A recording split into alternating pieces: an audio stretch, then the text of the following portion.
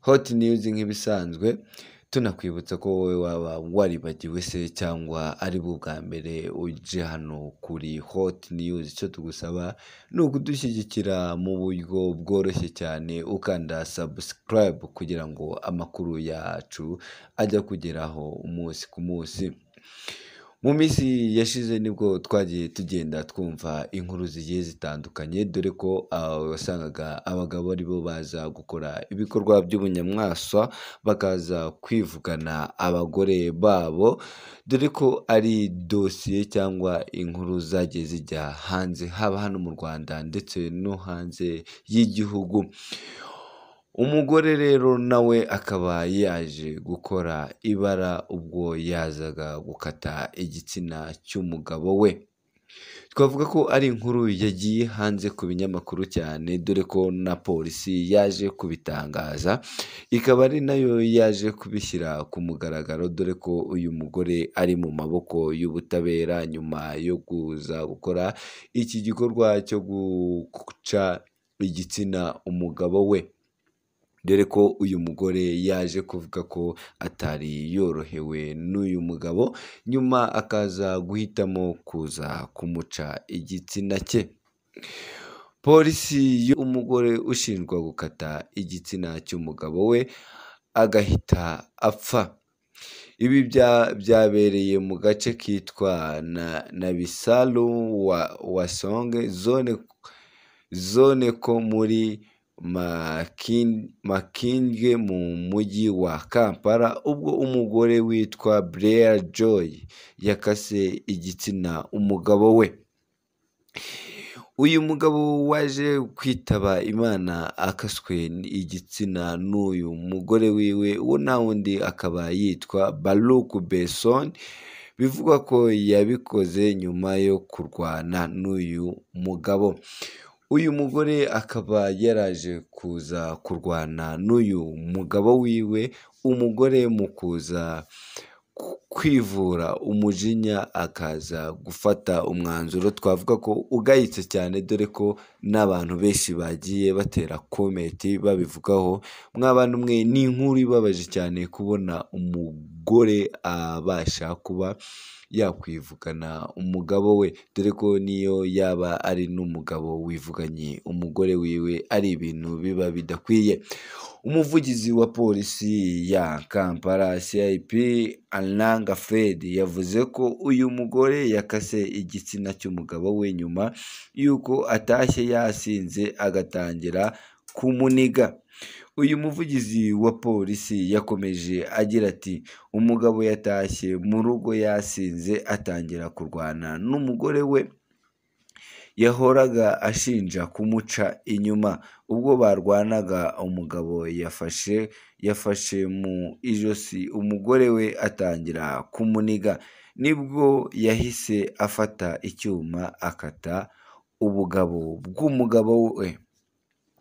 Twavuga ko uyu mugore nubwo abenshi bagiye bamutera amabuye, dore ko bivuga ko yaje gukata ubugabo bw'uyu mugabo wiwe yitabara, dore ko umugabo wiwe yari yamaze kumutera kuwa kajirwa.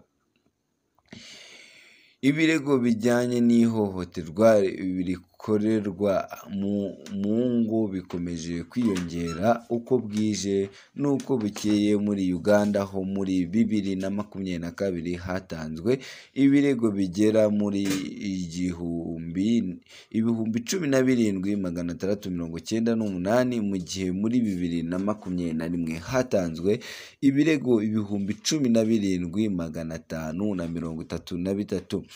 Nk'uko raporo y'umwaka ku bijyanye n'ibyaha byakozwe muri Uganda ibigaragaza, ibirego by'ubwicanyi biturutse ku guhohoterwa mu ngo 2022 byageze kuri 301, mu gihe 2021 byari ibirego 376. Twavuga yuko ibi bije nyuma y'aho hano mu gihugu cya Uganda haje gutorwa itegeko abantu benshi bagiye bishimira cyane ubwo bashyiragaho ibihano ku bantu baryamana bahuje ibitsina. Twavuga ko rero ari inkuru ibabaje cyane hano muri iki gihugu cya Uganda. Mu yandi makuru hano kuri Hot News tukugezaho, Loni yagaragaje ko umutekano ukomeje kuzamba mu burasirazuba bwa Repubulika Iharanira Demokarasi ya Kongo.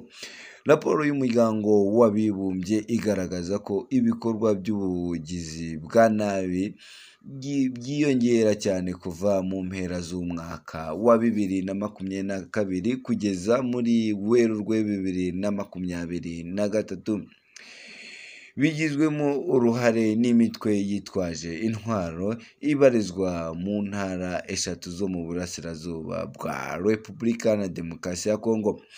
Iyi raporo yashyizwe ahagaragara n'umunyamabanga mukuru w'umuryango w'abibumbye Antonio Guterres, igaragaza ko ibikorwa by'urugomo n'ubugizi bwa nabi byiyongereye kuva ku ya mbere Ukuboza 2022 kugeza ku itariki 20 Werurwe 2023.